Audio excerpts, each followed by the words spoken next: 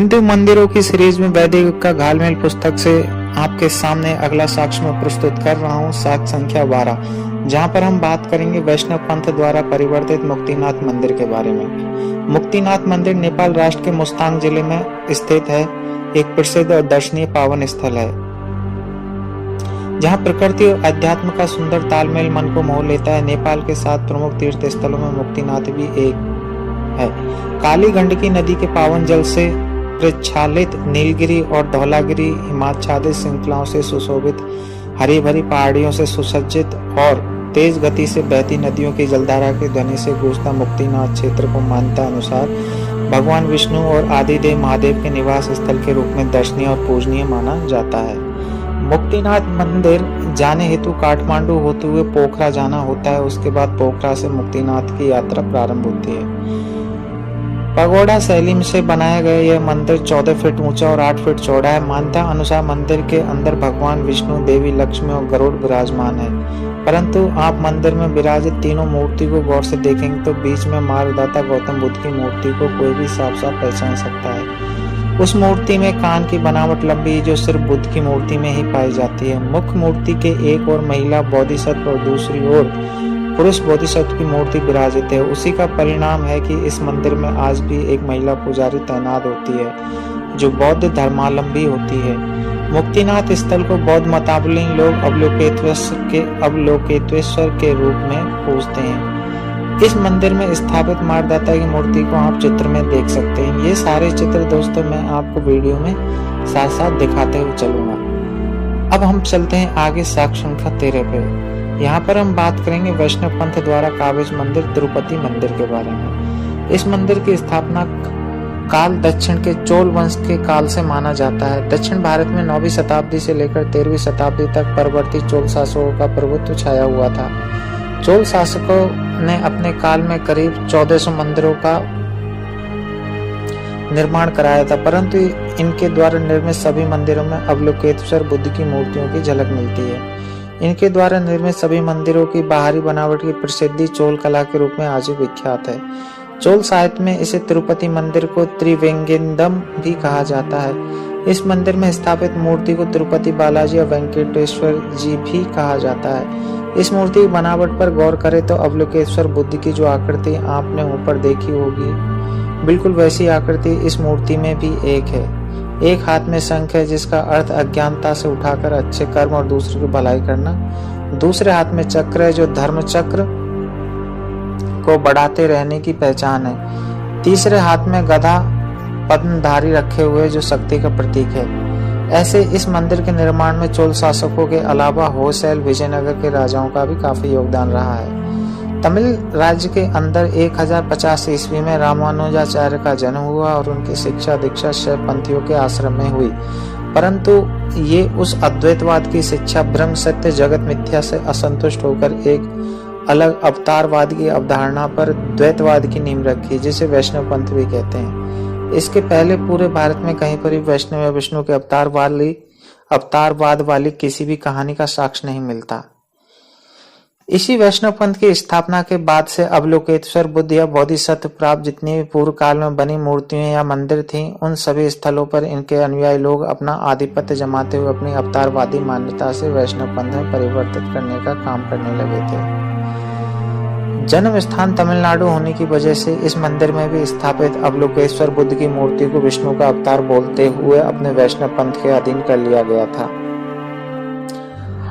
आप आज इस मंदिर में स्थापित मूर्ति को देख सकते हैं। इस मूर्ति के मुकुट के अंदर घुंघराले बाल यानी मथुरा कला में निर्मित मार्गदाता की मूर्ति को देख सकते हैं। मूर्ति के कान की बनावट भी मथुरा कला वाली लंबी है। बाकी नाक मुख की बनावट को आप देख ही रहे हैं।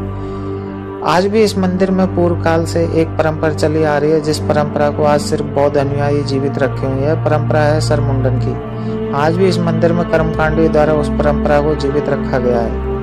15वीं शताब्दी तक विजयनगर शासन के अभिलेख अनुसार इस मंदिर की ख्याति ज्यादा नहीं थी, लेकिन मुगल और अंग्रेज काल से इसकी ख्याति बढ़ना शुरू हो गई, जो आज अंधभक्तों के कारण ऊंचाई पर है। अब हम बात करते हैं साक्ष्य संख्या 14 पे। यहाँ पर हम वैष्णव पंथ द्वारा काबिज मंदिर, लक्ष्मण मंदिर, सिरपुर, छत्तीसगढ़ के बारे में बात करेंगे। इस मंदिर का नाम लक्ष्मण मंदिर है, लेकिन इसमें एक भी लक्ष्मण की मूर्ति देखने को नहीं मिलेगी। यह लक्ष्मण मंदिर छत्तीसगढ़ राज्य के महासमुंद जिले में सिरपुर नगर में अवस्थित है। पुरातात्विक उत्खनन में इस जगह से काफी मात्रा में गुप्तकालीन बौद्ध अवशेष प्राप्त हुए हैं। ये सभी बौद्ध अवशेष अवलोकेतेश्वर बुद्ध वाली मार्गदाता गौतम बुद्ध से जुड़े हैं, जिनमें लक्ष्मण मंदिर और गंधेश्वर महादेव का मंदिर प्रमुख है। ऊपर में आप लोग गंधेश्वर महादेव की कथा पढ़ चुके हैं। लक्ष्मण मंदिर के नाम से आज जो प्रसिद्ध मंदिर है, उसके अंदर अवलोकेतेश्वर बुद्ध की मूर्ति है, जो आज विष्णु के नाम से जानी जाती है। इस मंदिर के उत्खनन में एक शिलालेख मिला है, जिसे इस मंदिर के निर्माण की जानकारी प्राप्त होती है। प्राप्त शिलालेख में लिखा है कि इस मंदिर का निर्माण हर्षगुप्त की विधवा रानी वाष्टा देवी ने 6ठी शताब्दी में करवाया था। ईंटों से निर्मित गुप्तकालीन यह पहला मंदिर मिला है। हेनस्वांग ने भी अपनी यात्रा वृत्तांत में इसी स्थल में निर्मित सभी बुद्ध विहारों की चर्चा विस्तार से की है। इस मंदिर को 3 भागों में बांटकर निर्माण किया गया है। प्रथम भाग मंदिर का गर्भगृह है, जिसमें अवलोकेतेश्वर मुद्रा में मार्गदाता बैठे हैं। दूसरे भाग में मंदिर का निकास द्वार है, जिसमें नक्काशी द्वारा मार्गदाता का अवलोकेतेश्वर यानी अवतार वाली कई मुद्राओं में उनकी मूर्ति नक्काशी की गई है। तीसरा, इसके बाहर एक मंडपनुमा आकृति की बनावट मिली है, जिनमें कई खंभों द्वारा लोगों को ध्यान साधना हेतु बैठने की व्यवस्था रही होगी। इन सभी खंभों पर मार्गदाता की आकृति मिलती है। अब आगे इसी क्रम में आगे बढ़ते हुए हम बात करेंगे साक्ष्य संख्या 15 की, जहां पर हम बात करेंगे वैष्णव पंथ द्वारा काबिज मंदिर अष्टभुजी देगुन गुरु मंदिर छत्तीसगढ़। छत्तीसगढ़ में शक्ति से 10 किलोमीटर, खरसिया से 14 किलोमीटर पर जांजगीर चांपा जिले में अडबहार नगर बसा है, जिसे 850 ईस्वी से पूर्व काल में अष्टद्वारा नगर कहा जाता था। अष्टद्वार नगर कहा जाता था। लगभग 5 किलोमीटर की परिधि में बसा यह नगर गुप्त काल में खगोल वेधशाला एवं बौद्ध शिक्षा का केंद्र था। साक्ष्य रूप में आज हर जगह बिखरी खंडित मूर्ति अवशेषों को देखा जा सकता है। आज भी यहाँ के लोगों के घरों की नींव खोदते समय प्राचीन टूटी फूटी मूर्तियां, पुराने समय के सोने चांदी के सिक्के, प्राचीन धातु के कुछ न कुछ सामान अवश्य प्राप्त होते हैं। आप लोग इस मंदिर में विराजित मुख्य मूर्ति के बगल में काले पत्थर से बनी हुई देगुन गुरु की मूर्ति को देखें। साथ ही इस मंदिर में बिखरे हुए अष्टकमल की आकृति वाली मुद्रासन भी देखें। जिस अष्टकमल पर गौतम बुद्ध की मूर्ति स्थापित होती है, इसको भी आप चित्र में देख सकते हैं।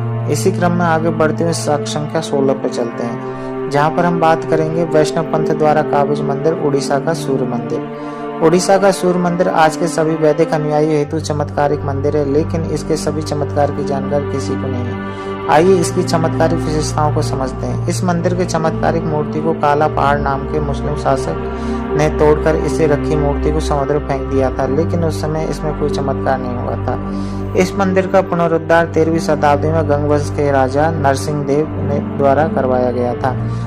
अब आप इस मंदिर की बनावट को गौर से देखें। इस मंदिर की बनावट में 2 प्रकार की शैली और 2 काल के 2 प्रकार के पदार्थों का उपयोग साफ साफ दिखेगा। पहला, काले पत्थर से बनी मूर्ति जो गुप्त काल की प्रतीत होती है। दूसरी बनावट 13वीं शताब्दी के आसपास की दिखती है, जिसमें बलुआ पत्थर की मूर्ति है। अब आप स्वयं तय करें कि नरसिंह देव ने इसे बनवाया था, पूर्व काल की रही किसी अन्य स्थल की बनावट को बदलते हुए इन्होंने सिर्फ इस मंदिर का पुनरुद्धार किया था। सबसे अधिक आश्चर्य वाली बात यह है कि इसमें अष्टांगिक मार्ग के चक्र वाली बनावट की भरमार है, जिसे आज रथ का पहिया बोला जाता है। लेकिन इस चक्र की बनावट पर गौर फरमाइए तो यह 8 अंगों वाले मार्ग का प्रतीक अष्टांगिक मार्ग है। अब आगे बढ़ते हैं शास्त्र संख्या 17 पे, जहां पर हम बात करेंगे वैष्णव पंथ द्वारा काबिज मंदिर देव का सूर्य मंदिर बिहार। देव का सूर्य मंदिर औरंगाबाद जिला बिहार के दक्षिण पूर्व में 10 किलोमीटर की दूरी पर स्थित है। इस मंदिर का शिल्प उड़ीसा के कोणार्क सूर्य मंदिर से मिलता जुलता है। देव सूर्य मंदिर 2 भागों में बना है। पहला गर्भगृह, जिसके ऊपर कमल के आकार का शिखर है और शिखर के ऊपर सोने का कलश है। दूसरा भाग मुख मंडप है, जिसके ऊपर पिरामिड नुमा छत और छत के सहारा देने के लिए नक्काशीदार पत्थरों का बना स्तंभ है। तमाम हिंदू मंदिरों के विपरीत पश्चिम मुखी देव सूर्य मंदिर देवार्क माना जाता है। मंदिर के स्थापत्य से प्रतीत होता है कि मंदिर के निर्माण में उड़ीसा स्वरूप नागरी शैली का समायोजन किया गया है। नक्काशीदार पत्थरों को देखकर भारतीय पुरातत्व विभाग के लोग मंदिर के निर्माण में नागर एवं द्रविड़ शैली के मिश्रित प्रभाव वाली वैसठ शैली का भी समन्वय बनाते हैं। पुरातत्वविद इस मंदिर का निर्माण काल 8वीं-9वीं सदी के बीच का मानते हैं। मंदिर के बाहर में एक पाली भाषा और धम्म लिपि में लिखा शिलालेख मिला है। फिर भी इस मंदिर का अनुयायी द्वारा इस मंदिर का निर्माण 7.5 लाख वर्ष पहले बताया जाता है, जबकि आज सभी को पता है कि पाली भाषा में शिलालेख किस काल में लिखे जाते थे। पूर्व काल में इस मंदिर के प्रांगण में एक स्तंभ हुआ करता था जो आज देखने को नहीं मिलता है, जिसे आप चित्र में देख सकते हैं, जिसे आज नष्ट कर दिया गया। इस मंदिर में 3 मूर्तियां स्थापित हैं। आप उस मूर्ति को देखकर स्पष्ट बता सकते हैं कि यह मूर्ति भगवान बुद्ध की है। लेकिन आज मंदिर में अपना रोजगार चलाने वाले प्रजाति ने इस मूर्ति की मूल बनावट को कपड़े में से छिपाकर सूर्य देवता का रूप दे दिया है और इसे त्रेतायुगीन काल्पनिक कहानी जोड़ते भक्तों के दिले दिमाग में बैठा दिया है। आप मंदिर के पुराने चित्र और मंदिर की मूर्ति को देख सकते हैं। साथ ही इस मंदिर की दीवार से बाहरी दिशा में सटी हुई एक मूर्ति है, उसको भी आप चित्र में देख सकते हैं। दोस्तों, शास्त्र संख्या 18 हम आगे बढ़ेंगे इसी क्रम में। आपको ये वीडियो अच्छा लगा हो लाइक करें, शेयर करें, सब्सक्राइब करें और इसी तरह मैं आपके सामने किताबों को रखता रहूंगा। तो मिलते हैं दोस्तों अगले वीडियो में, तब तक के लिए नमस्कार, शुक्रिया।